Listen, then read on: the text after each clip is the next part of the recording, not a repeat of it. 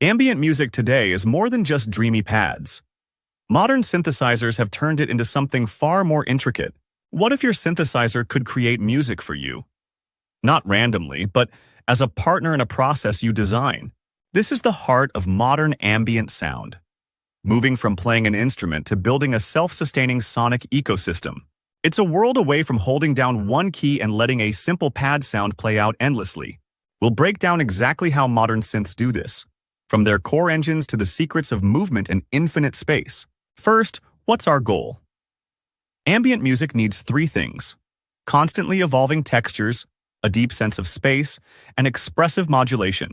Modern synths are built for this by combining rich, warm analog character with the complexity only digital tech can provide. The first method for evolving texture is wavetable synthesis. Instead of one static waveform, imagine an entire library of different shapes. The effect happens when the synth smoothly morphs from one shape to the next, constantly and subtly changing its core sound. This provides the slow, gradual evolution that is fundamental to ambient music, baked right into the sound source itself. But for more complex, unpredictable textures, we turn to granular synthesis, which deconstructs sound itself. It takes any sound, a voice, a piano note, and chops it into microscopic pieces called grains, like a photo shattered into pixels. The synth then reassembles these grains, but it can randomize their playback, changing order, pitch, and direction. This generates textures that feel organic and unpredictable, impossible to program note by note.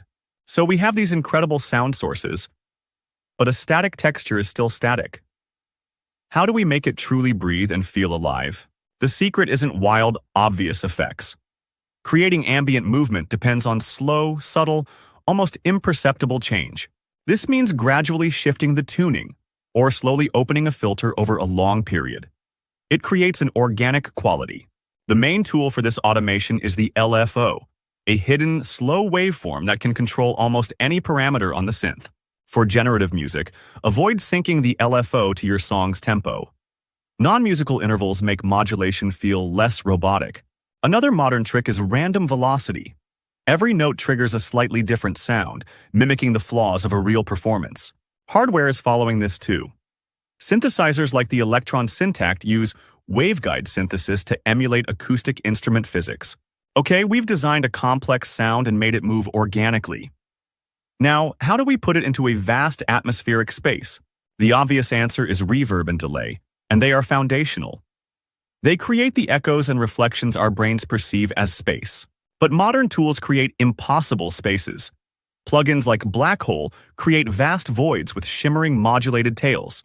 To add realism, producers layer synth pads with real-world found sounds: rain hiss, fire crackle, or a distant city drone. This idea isn't new. Ambient pioneer Brian Eno used tape loops to create evolving soundscapes. Today, we can do this instantly. For an otherworldly feel, try the Groove Shadow. Mute a percussion track, but send its signal to a reverb for a subconscious pulse. Remember our question: how do we make a sound breathe?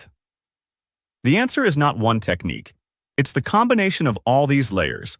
A rich granular texture is shaped by a slow, unsynced LFO. That sound is then fed into a massive, impossible reverb. That's the effect. This brings us back to our hook. The artist isn't playing this in real time. They designed a system and are now conducting it. This is the fundamental leap. In the 90s, a classic synth was perfect for beautiful but static pads. Today, one soft synth creates a world.